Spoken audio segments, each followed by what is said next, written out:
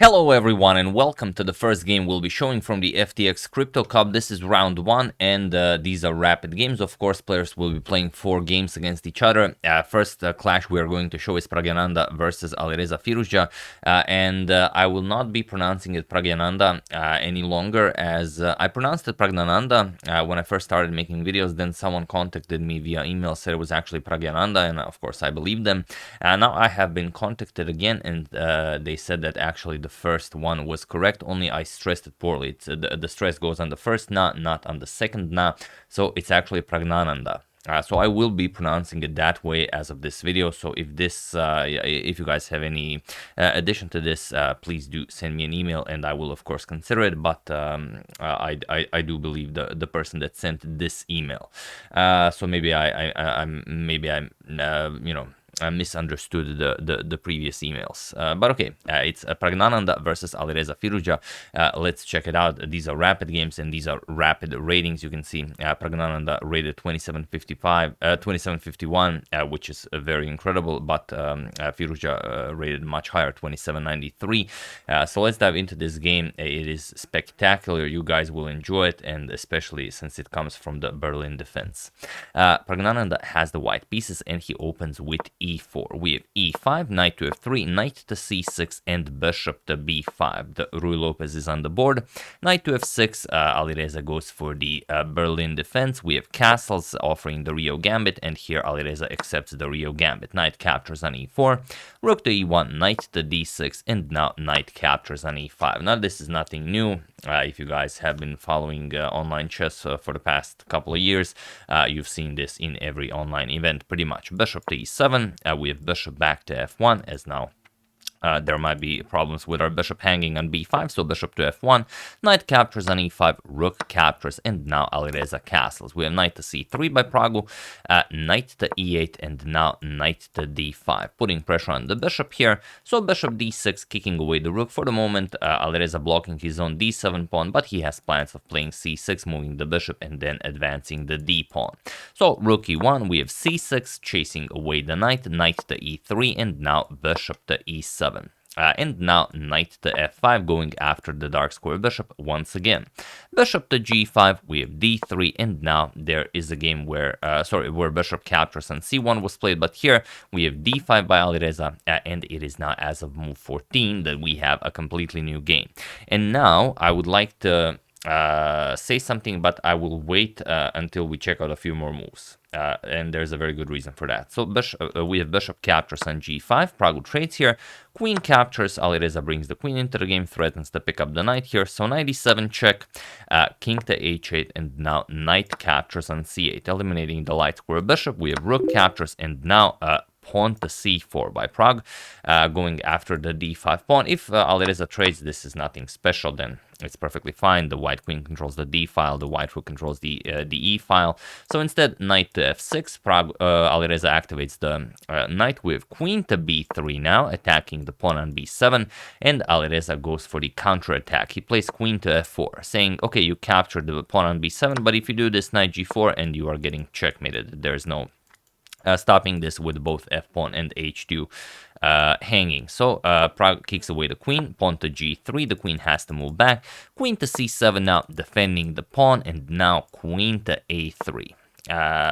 Putting pressure on the a7 pawn, and also making room for the b pawn to start marching forward. That can be quite deadly, as we've seen in the past. So here, pawn to c5, and now Alireza, and now Prague just plays c captures on d5, and c captures on d5 is a move that is, according to the engine, just almost on it says that black cannot play this position. It's just incredibly difficult to continue playing this. And remember when I told you that after a completely new game, I was going to tell you something, but I didn't want to ruin the fun. From that moment until this moment, Prague played pretty much the top engine move every move he played, and he continues to do so now. So c captures on d5. knight captures on d5, and now rook 8 to c1. Again, absolute strongest, saying that you will not be defending the c pawn. d4 is coming, b4 is coming, and your queen here is very poorly placed. Point being, if let's say b6 is played, now the queen also guards the a7 pawn, we just play d4, and you can't defend against this. So, for example, knight f6, there's bishop h3. We kick away one of the defenders of the c5 pawn, and that's it. For example, rook c to e8, we're going to play captures, captures, you win the pawn here, and after b captures, rook captures, you are now up a pawn, and you have, a very winning position. Rook to e1 seems like it could be a problem, but we play bishop to f1, and now it's okay. For example, if queen b7, queen c3 guards the pawn, attacks the rook, threatens the rook to c8, so white is absolutely dominating this position. So instead, after rook 8 to c1, Alireza played queen to b6. Now everything is still defended, and at least the queen moves away from the c file, but now rook to e5. Another incredible move by Praggu, attacking the knight and also indirectly putting pressure on the c5 pawn. And here Alireza has to play something, but there really aren't any good moves. He played knight to b4, which seems like it might be playable. It prevents Pragg from actually starting to capture on c5.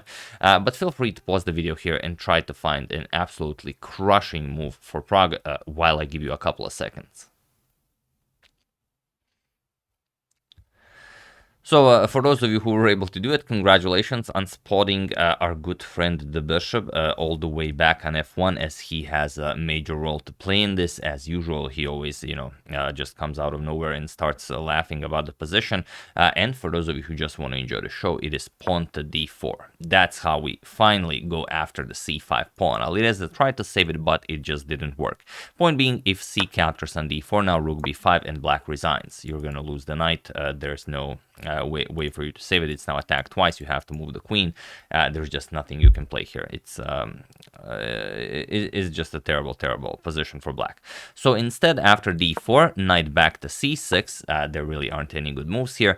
And now rook e captures on c5. You could also capture with the pawn. Praggu decides to capture with the rook, and now he does have a passed d pawn. And of course, knight captures is impossible because we just win the rook on c8. So rook c to d8, putting pressure on the pawn now, but now pawn to d5. Pragg's passed pawn starts marching forward, knight to e5, and now queen to c3.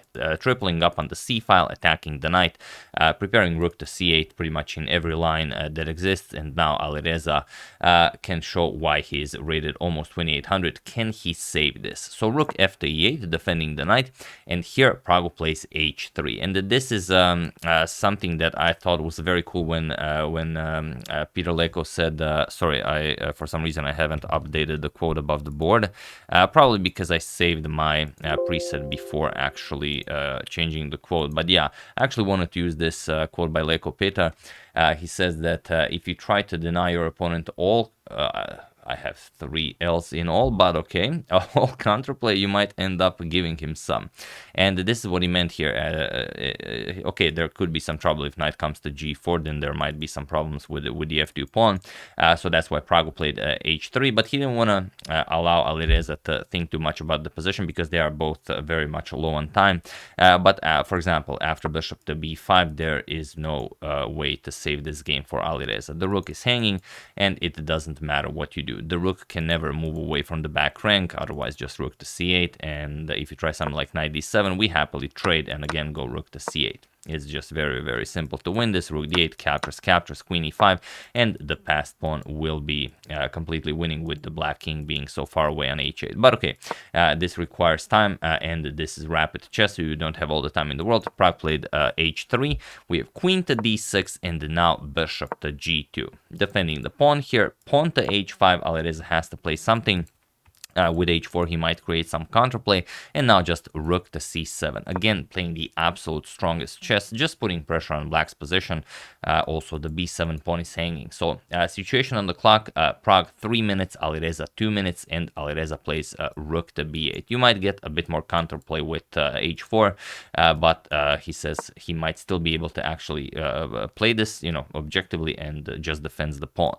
So, queen to a3. Pragg says, all right, let's trade queens, and then I'm just gonna start pushing my passed pawn. Alireza, of course, declines this, and now pawn to d6. We have queen to d4, and now queen to c5. Again, Pragg offers a queen trade. Alireza declines, plays queen captures on b2, and now pawn to f4. You could just push the d7 pawn right away, but just pawn to f4, the h5 pawn will fall. So knight to g6, queen captures on h5 with check, king to g8, and now the beautiful bishop to d5. So what do you play here? Alireza tries to trick Pragg maybe into messing up the position. He plays rook to f8, and now it seems like it's a free knight. Queen captures on g6. You can't capture because of the bishop, but actually queen d4 check, and it's a draw. If king h2, we just capture on d5, next queen d2 check, and you will not be able to win this position with white any longer. But here, Pragg immediately spots this, plays king to h1, now comes queen to f6, and now we have pawn to d7. And now, okay, here queen to d6, going after the pawn, the rook, the bishop, but everything is nicely protected. The queen doesn't really do all that much.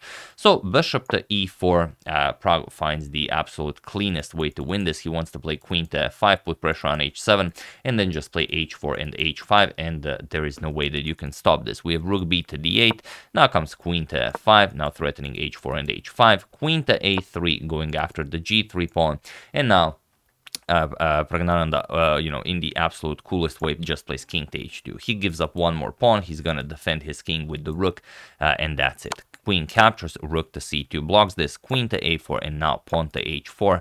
And he was in this position before h5 even landed on the board that Alireza Firouzja resigned the game, as there is nothing more to be done here. As soon as he plays anything, and really there's nothing to play. I mean, there is no good move for black, or even a bad move. There's no move. Like you play a5 or anything, h5 is coming. I mean, and now you're going to lose the knight and you're going to get checkmated, or you move the knight and you get checkmated right away. So those are basically your options.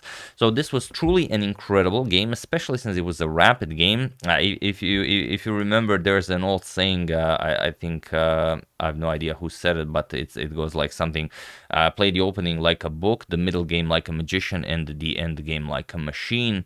Well, here Pragg played the opening definitely like a book. He played the middle game like a machine, and by the time, or rather, there was no end game. I mean, this is not an end game. So Pragg played the opening like a book, and he played the middle game like a machine. And that's it. That's basically the story of this game.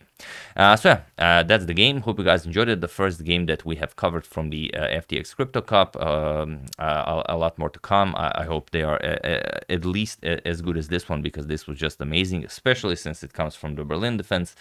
So I hope to see many more.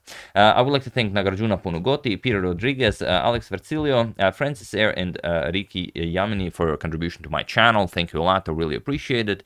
As usual, you can check 2 of my previous videos here. Thank you all for watching, and I will see you soon, continuing the coverage of the FTX Crypto Cup until it ends, most likely. So thank you all. I will see you soon, and have an excellent rest of your day.